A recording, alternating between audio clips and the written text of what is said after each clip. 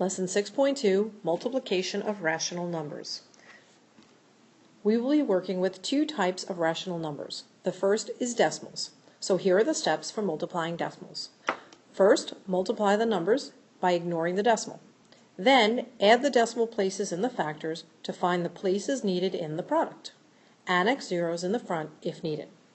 Now for some of you, you may not understand what I mean by that, but as we do the problem, I'm sure you're going to be able to follow.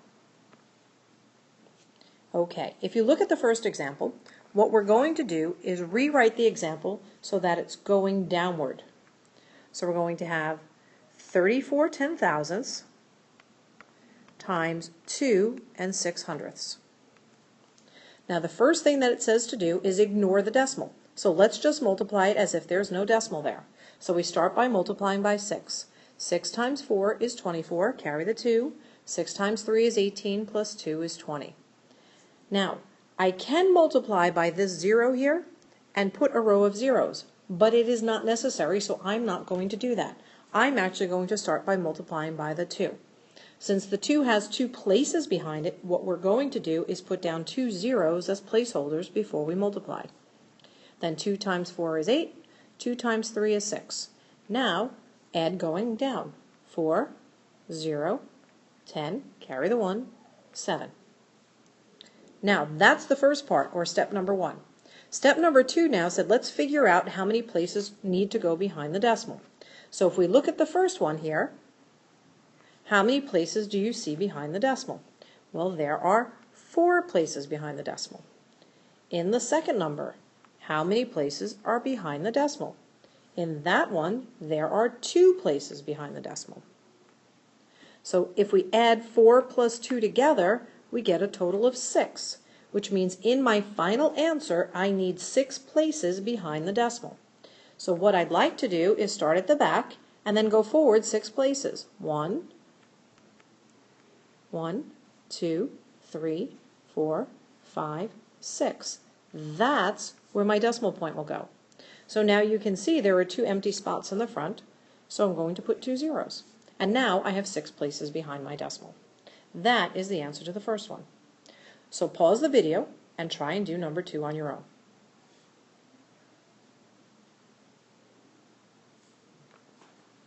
Now, it does not matter which number goes on top, but I think it would be easier to put the 11 on top. So we're going to do negative 11.453, or 11 453 thousandths, times negative 2 6/10. Again, ignore the decimal point.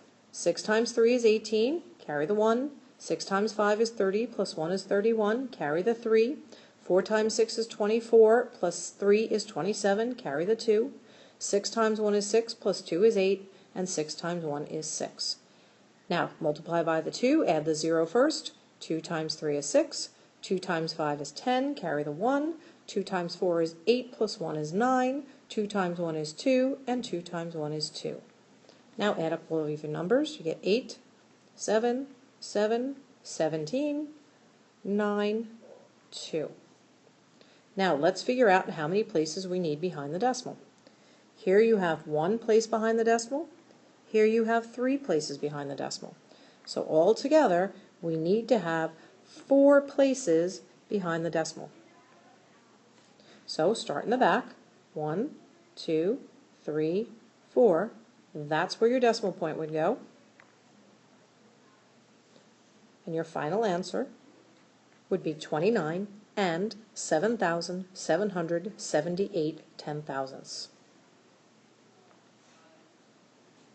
Okay, so now for fractions. First you change your mixed number to an improper fraction, then simplify by canceling, multiply the numerators, then multiply the denominators, and then simplify. So let's practice 2 examples together before I give you 2 to practice on your own.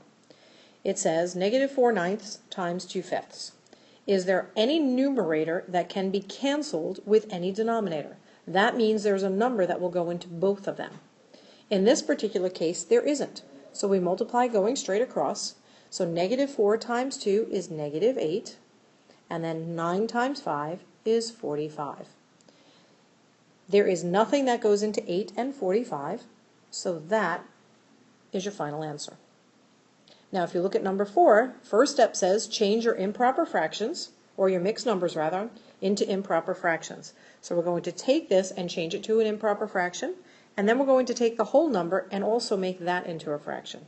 So in order to do that, we do 2 times 6 plus 1. Well, 2 times 6 is 12, plus 1 is 13 over 6. And then take any whole number, you make it into a fraction by putting it over 1. Now, see if you can find any numerator and any denominator that can be divided by the same number. In this particular problem, we can divide both 6 and 9 by 3. So 3 goes into 6 twice, 3 goes into 9 3 times. Now multiply straight across to get your answer. So 13 times 3 is 39, 2 times 1 is 2. If your answer is an improper fraction, please change it to a mixed number. Well, 2 goes into 39 19 times with a remainder of 1, so the remainder becomes the numerator, and your denominator stays the same. And that would be the answer to that problem. Now, look at number 5. Number 5 has 3 fractions, which means there can be more than one set of canceling.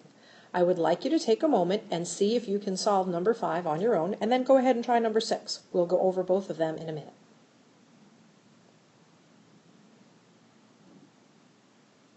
Okay, so we want to find a numerator and a denominator that can be canceled. If I start with this 5, is there a number on the top that can be divided by 5? The answer is yes, the 15, and it's actually a negative 15. So if we do that canceling, if we say 5 goes into 5 once, and 5 goes into negative 15, negative 3 times. Now, find another pair of numbers. Well, I'm going to actually start with this 3 that we have here. 3 can cancel with something on the bottom. Which can it go into? It can go into the 9. So let's cancel those two. So if we cancel the 3 and the 9, 3 goes into negative 3, negative 1 time. 3 goes into 9, 3 times. All right, let's find another pair that we can work with. What about the negative 4 and 16? 4 goes into negative 4, a negative 1 time. 4 goes into 16 4 times. Now, is there any more canceling that can still be done? The answer is yes. The 4 and the 2 can be canceled. So if we cancel the 4 and the 2, 2 goes into 2 once, 2 goes into 4 twice. Good afternoon, students. Now, we want to multiply all of the numerators going straight across and then all the denominators. So here we have negative 1 times negative 1 will give you a positive 1. And then we want to do the denominators. So we want to do 3 times 1 times 2, which gives you a 6. And you'll notice by doing the canceling, we've already simplified the fraction. Now, last one. 3/4 squared means 3/4 times 3/4. Well, since there's nothing that goes into both 3 and 4, we multiply going across. 3 times 3 is 9. 4 times 4 is 16. Fraction is simplified and finished. Okay, if you have any questions, please make sure you write them down so that you can ask them in class tomorrow. Have a great day.